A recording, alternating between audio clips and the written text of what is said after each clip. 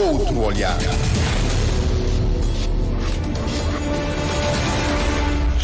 O Centro Nacional de Mediação e Arbitragem será inaugurado hoje na cidade de Praia, numa cerimónia presidida pela Ministra da Justiça, Joana Rosa. Os centros de arbitragem são entidades competentes para resolver alguns tipos de conflitos de acordo com a sua competência, através da mediação, da conciliação e da arbitragem. O jornalista Eugênio Teixeira conversou a propósito deste assunto com a Ministra da Justiça, Joana Rosa, que avança mais pormenores e destaca a importância do centro que é inaugurado hoje. A senhora Ministra vai presidir a inauguração do Centro de Arbitragem.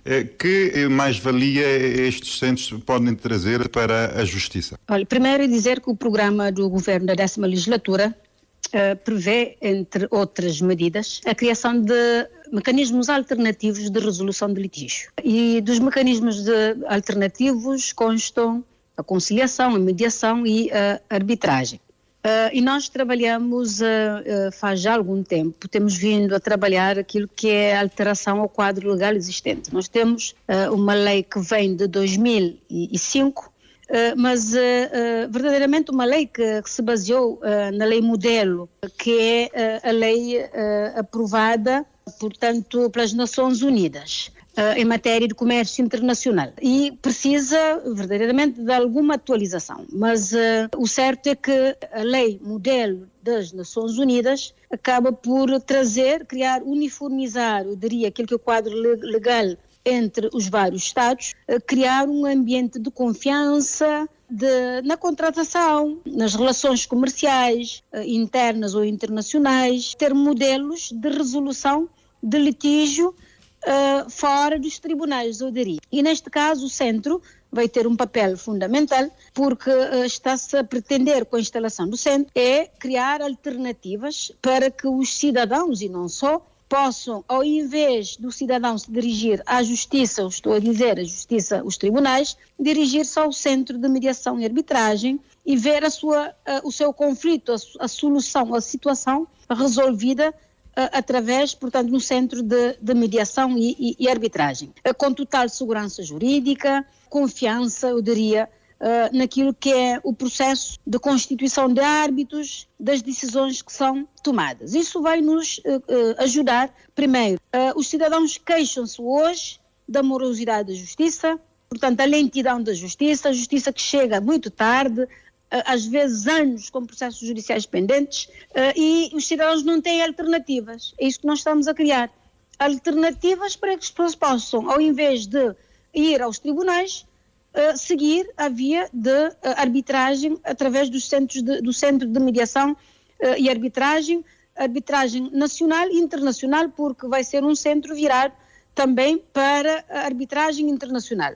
Isso por quê? Porque a nossa situação geográfica e a qualidade também dos nossos juristas é um dado que é, eu diria, reconhecido pela comunidade internacional. Principalmente este último fator também, o facto da nossa localização geográfica, o facto de estar entre os continentes, não? América, Europa, e isso é um fator, eu diria, favorável. Mas o facto de termos também tido ao longo de anos bons juristas, pessoas muito bem formadas e que têm estado a trabalhar como árbitros a nível nacional, mas também a nível internacional.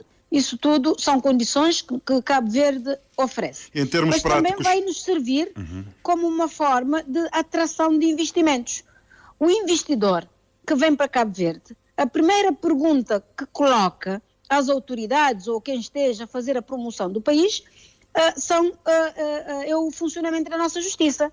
Os mecanismos que nós temos alternativos, por exemplo, a arbitragem, se funciona, se não, tudo isso conta para que o investidor tenha em conta a realização do seu investimento. Para o quê? Para a garantia de segurança jurídica. Então é isso que nós estamos a trabalhar.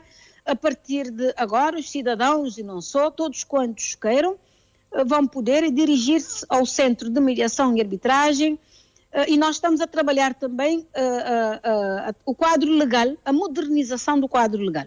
Isso também já com base naquilo que é a lei modelo da Comissão das Nações Unidas para o Direito do Comércio Internacional.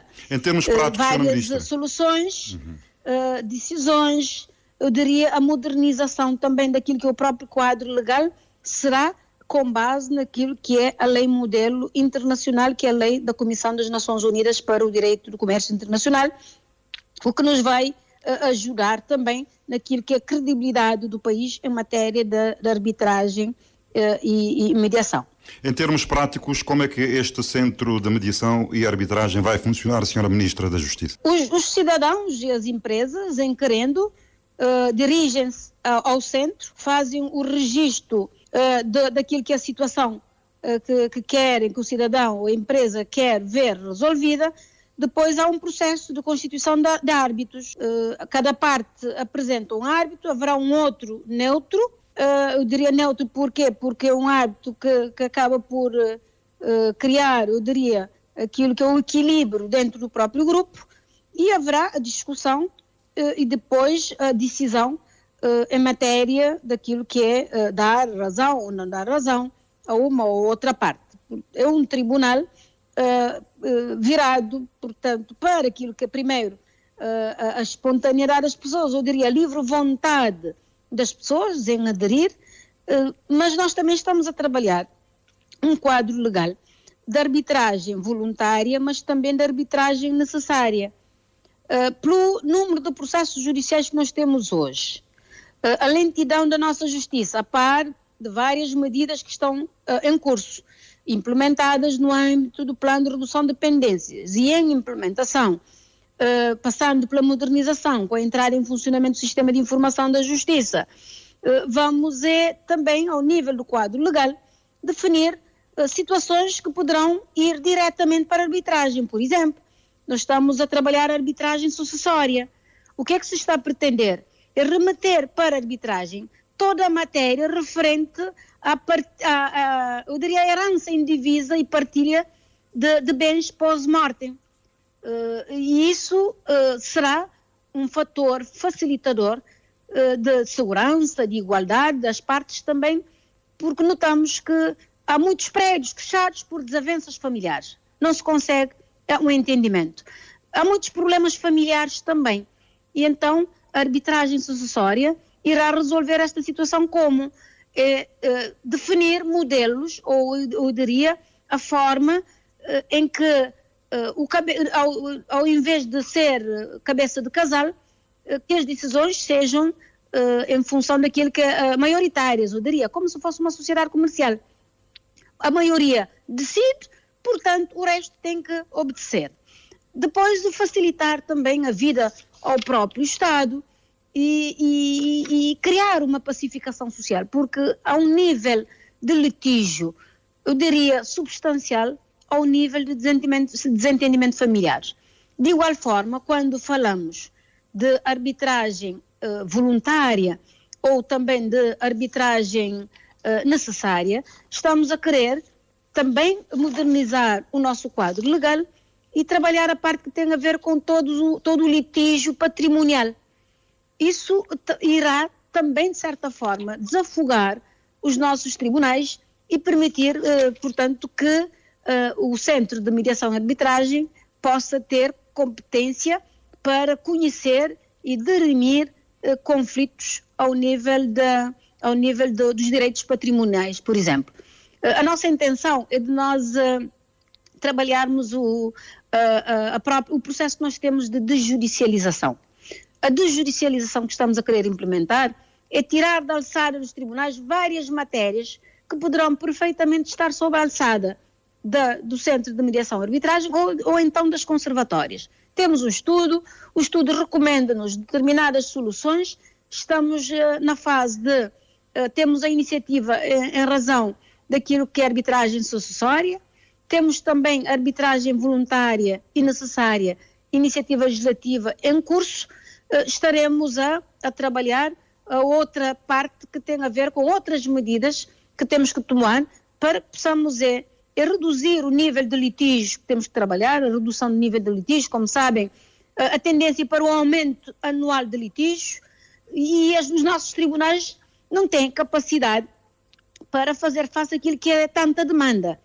Então temos que ter esses meios, mas também trabalhar a pacificação social, que é o reforço da informação jurídica também, que vamos ter que fazer e reforçar, eu diria, para que possamos trabalhar a confiança entre os cidadãos e as empresas, criar um quadro de segurança jurídica para que haja menos conflito social e trabalharmos todos para que os tribunais possam funcionar também na normalidade, recebendo, claro, o tribunal terá que existir, processos judiciais terão que existir, mas dentro daquilo que é a normalidade, o trabalho que nós estamos a fazer é para que possamos reduzir os litígios e a entrada de processos nos tribunais. Senhora Ministra Joana Rosa, uma decisão saída do Centro de Mediação e Arbitragem tem o mesmo peso que uma decisão saída de um tribunal judicial? Tem o mesmo peso e passará a situações, por exemplo, previstas na lei que admitem recursos da sentença arbitral. Portanto, há situações claras, estão tipificadas na proposta que nós estamos a trabalhar,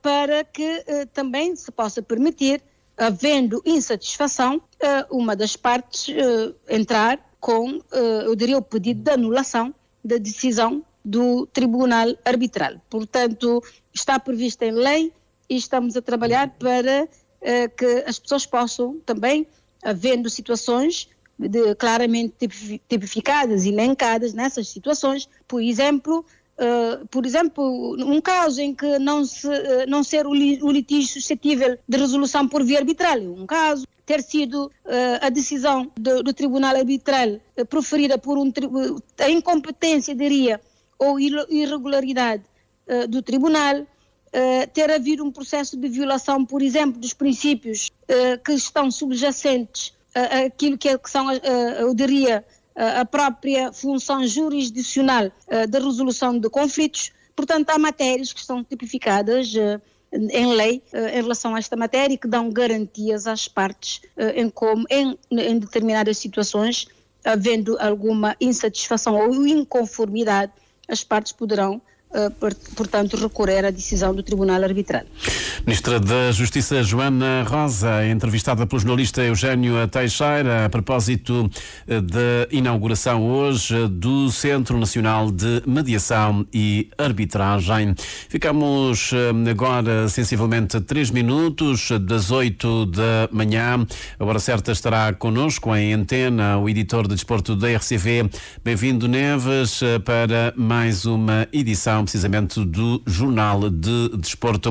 Na segunda hora deste Despertar Bom Dia Cabo Verde teremos, como sempre, a nossa revista de imprensa. Hoje, a agenda cultural com a Teresa Pinto e, já o dissemos, vamos falar então do livro Manecas Santos, uma biografia de luta, da autoria de Rosário da Luz, que é apresentado hoje às 6 da tarde na Presidência da República. Portanto, é uma conversa que pode acompanhar a partir das 8h30 da